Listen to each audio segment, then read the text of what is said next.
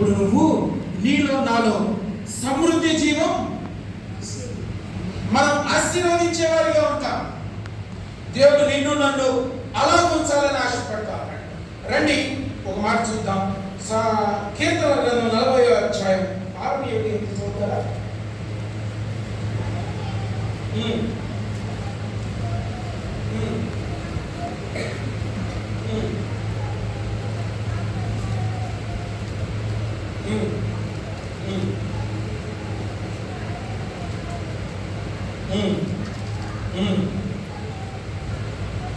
నా దేవా, నీ చిత్తము నెరవేర్చుట నాకు సంతోషం.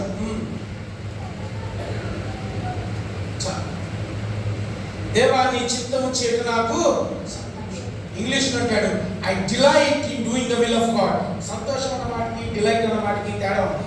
డిలైట్ అంటే ఏంటి?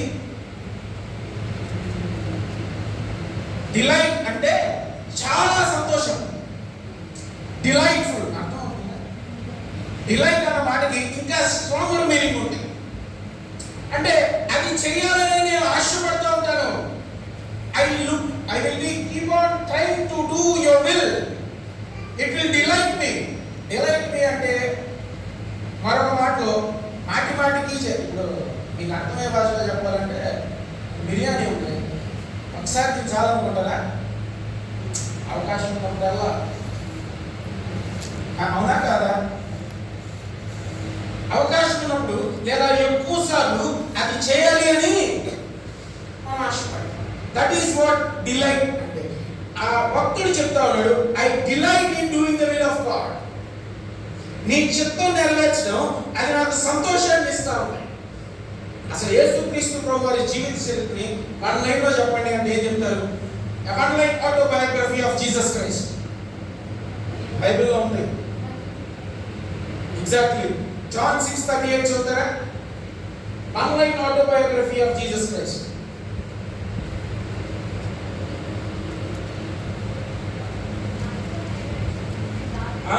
నా ఇష్టం నెరవేర్చుకోవడానికి నేను రాలేదు, నన్ను పంపిన వారి చిత్తము నెరవేర్చుటకే నేను వచ్చాను. Wonderful one line autobiography of Jesus Christ. యేసుక్రీస్తు ప్రభువుని ఎవరైనా వెళ్ళి ఏంటి నీ జీవిత ఉద్దేశం అంటే ఒక్క మాటలో చెప్పేస్తాడు ఆయన, నేను నా చిత్తం చేసుకోవడానికి రాలేదు, నా తండ్రి చిత్తం నెరవేర్చడానికి. That is what we got to Jesus means. Denying your will, నీ స్వచిత్తాన్ని విడిచిపెట్టి దేవుని చేతిలో.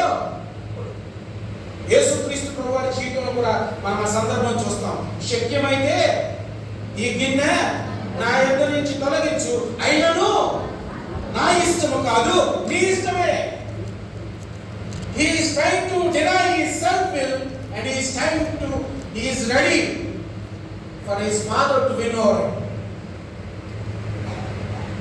క్రైస్తవ విశ్వాసి, ఎన్నిసార్లు నీ జీవితంలో నువ్వు దేవుని చేతిలో ఓడిపోవడానికి ఇష్టపడ్డావు?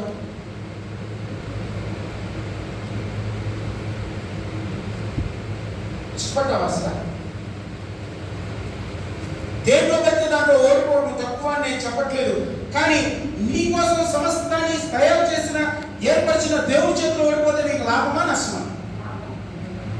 కానీ దాన్ని ఇష్టపడతామా? అసలు అడుగుతామా ఎప్పుడైనా, Lord, I want to lose in your hands? That is what looking on to Jesus is. నీ చిత్తాన్ని నువ్వు విడిచిపెట్టి దేవుడు నీ జీవితాన్ని గెలవాలి. యాకోబు జీవితంలో ఎలాగైతే యాకోబు ఇశ్రాయేలుగా మార్చబడ్డాడో, ఎలాగైతే ఈ grabber has become a giver. Grabber అంటే ఏంటి? లాక్కునేవాడు. He grabbed everything. యాకోబు అంటే he is a grabber. He grabs everything from his brother. ఆయన మామ నుంచి లాక్కున్నాడు, ఆయన సహోదరు నుంచి లాక్కున్నాడు, అందరి దగ్గర నుంచి లాక్కొని అందరిని తీసుకున్నాడు. కానీ ఇలాంటి వ్యక్తి ఇప్పుడు ఎలా మారిపోయాడు? That's how God can transform. If you can look unto Jesus, నువ్వు యేసు వైపు చూస్తూ ఎలా పరిగెత్తాలి? ఓపికతో పరిగెత్తాలి. ఓపికతో యేసు వైపు చూసి నువ్వు పరిగెడతా ఉంటే నువ్వు పరుగు పందెంలో విజేతగా ఉంటావు.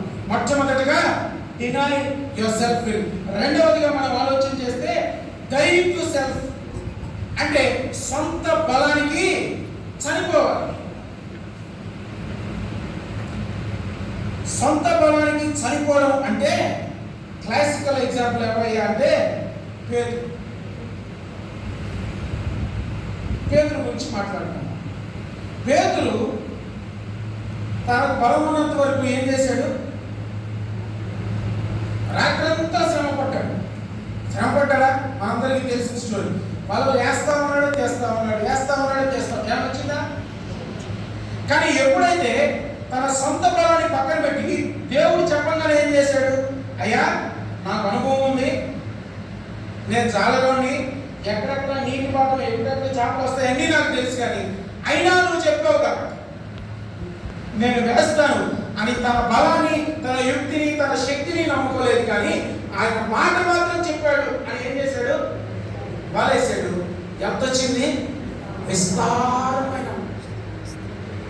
తను లాగలేనంత పట్టుకున్నాడు. డినైయింగ్. చాలా సార్లు మన విజ్ఞత ఏం చెప్తుంది? Your rational always stops. అవునా కదా? చాలా సందర్భాల్లో నీ విజ్ఞత ఏంటి? ఇది జరుగుద్దా? నీకు నాకేంటి? సారమే నమ్మిందా? అవలేదా? Your rational always stops you from believing God, but looking on to Jesus is looking beyond your energy, looking beyond the logic. Peter the logic ఉందా లేదా అక్కడ? ఇప్పుడు పీటర్ ప్లేస్ లో నేను ఉన్నాను అనుకో, నేనేం చెప్తున్నా తెలుసా? నువ్వు అట్లుందయ్యా, చాలా నువ్వా నేనా?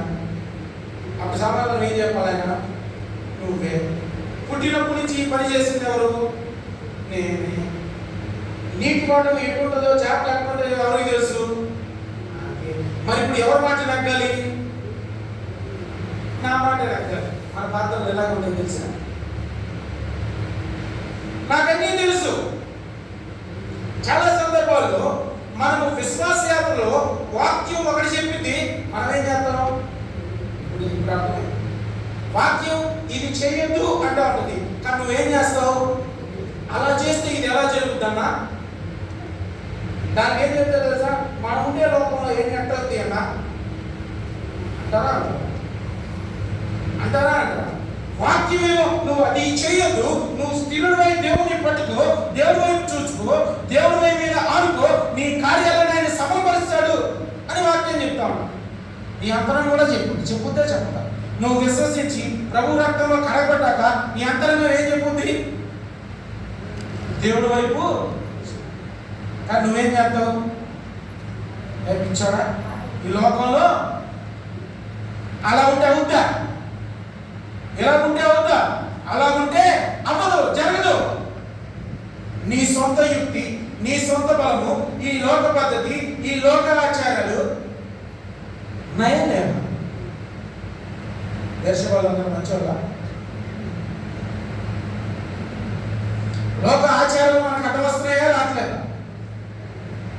రావట్లేదా? అది వ్యక్తిగత జీవితంలో కావచ్చు, కుటుంబ జీవితంలో కావచ్చు, ఉద్యోగ జీవితంలో కావచ్చు. నాకు చాలా మంది విశ్వాసం కూడా తెలుసండి. పర్సంటేజ్ మనకు వస్తుంది కదా, మనం ఏం కాదలేమని పక్కన లోపల వేసుకుంటూ కూడా మీ దేశ వాళ్ళు ఉన్నారో లేదో నాకు తెలియదు, కానీ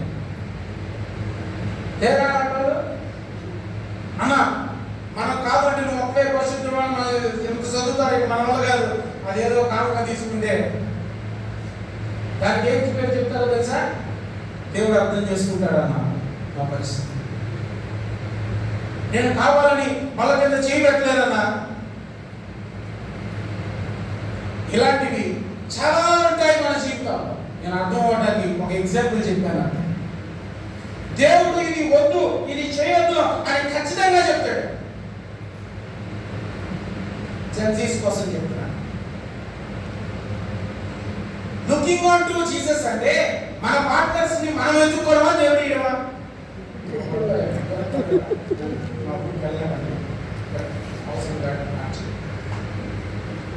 డినైయింగ్ సెల్ఫ్ విల్ అంటే నీ స్వచ్ఛత్వం వదిలేయడం అంటే, నీ ఇష్టం వదిలేయడం అంటే, నీకు కావాల్సిన వ్యక్తిని దేవుడు ఇస్తాడో నువ్వు ఎన్నుకోవాలి. మరి మనం చేసేది ఏంటి? ఎవరు అక్కడ చెప్పారు, నాకు సౌండ్ వచ్చింది, మనమే Is that looking on to Jesus? Is that looking on to Jesus? దేవుడి వైపు చూడడం అంటే నువ్వు ఆ సింహాసనం మీద నువ్వు కూర్చోడానికి వీలేదు అసలు. నువ్వు శిలువ మీద ఉండాలి, సింహాసనం మీద ప్రభు ఉండాలి, ప్రభు నిన్ను నడిపించాలి. నేను నిజం చెప్తున్నాను, ఆ విషయంలో దేవుడి చేతిలో ఓడిపోవడం రాక జీవితకాలం అనుభవిస్తున్న విశ్వాసం పోకలలో ఉన్నాయి.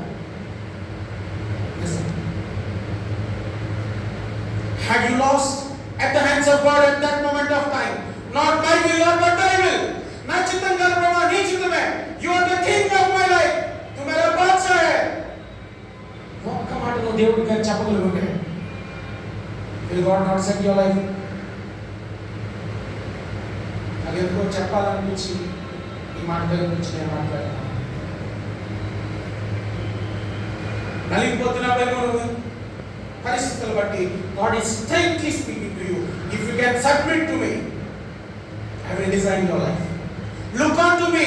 Looking unto Jesus is denying your self-will, trying to lose at the hands of your God, and He will give you a beautiful life which you can never imagine. చాలా సందర్భాల్లో మనం దేవుడి చేతిలో దేవా నీకు నాకంటే ఎక్కువ తెలుసు అని చెప్పలేం. అది కూడా మన ప్రార్థనలు ఎలా ఉంటాయి? దేవుడికి సలహా. We give suggestions to God. Fantastic arrogance, thinking that you know better than God. But if you can submit to God, దేవుడికి నిన్ను నువ్వు సబ్మిట్ చేసుకొని దేవా నీ అధికారం నా మీద ఉండి నీకే ఎక్కువ తెలుసు అని నువ్వు అనుకోగలిగితే నీ నా జీవితాలు ఇలా ఉండవండి ఖచ్చితంగా చెప్పాలి. That is looking on Jesus. పేతురుకి సమస్తం తెలుసు, కానీ పేతురు అంటే అన్నాడు నాదంతా పనులు. వాక్యం ఏం చెప్తుంది? మన జ్ఞానం ఆయన వెర్రితనం మన జ్ఞానం కంటే యెషయా అన్నాడా లేదా? ఆయన వెర్రితనం మన జ్ఞానం కంటే గొప్పదే. మన జ్ఞానం ఏర్పడింది చాలా సందర్భాల్లో మన జ్ఞానం ఈ లోక పద్ధతులు ఇక్కడ నడవాల్సిన రీతిని తీసుకొచ్చి దేవుడి చిత్తాన్ని పక్కన పెట్టేవాళ్ళన్నమాట. That is not looking on to Jesus. నువ్వు అలా చేస్తే దేవుడి వైపు చూస్తున్న వ్యక్తివి కాదు. దేవుడి వైపు నువ్వు ఎప్పుడైతే చూడట్లేదో నేను ఖచ్చితంగా చెప్పగలను, నువ్వు దేవుడి యొద్దకు చేరవు. If your finish line is God, you are never going to reach God because you are not seeing Him. Can anybody reach somebody without seeing Him? అది చూడకుండా ఎవరైనా వెళ్ళగలరా? గుడ్డి వాళ్ళు కూడా పక్కన ఎవరు ఉంటారు? కనబడేవాడు ఉండి డైరెక్ట్ చేయాలి. మరి నువ్వు ఆయన్నే చూడకపోతే ఆయన ఎక్కడికి వెళ్తా? నువ్వు ఏదైతే చూస్తున్నావో అక్కడికి క్రీడా try to look towards God. దేవుని వైపే చూడు. నీ చిత్తం విడిచిపెట్టు, చచ్చిపో. In every aspect అంచుట్లో ఉండిపో. అండ్ నీ బలాన్ని నువ్వు నమ్ముకున్నంత వరకు, నీ జ్ఞానాన్ని నీ యుక్తిని నువ్వు నమ్ముకున్నంత వరకు నువ్వు ఆయన వైపు చూడు. అంతేనా? ఎప్పుడైనా బలహీనుడు చూసారా? బాగా నీకంటే బలహీనుడు ఎప్పుడు నీ ముందు ఎలా నిలబడతాడు?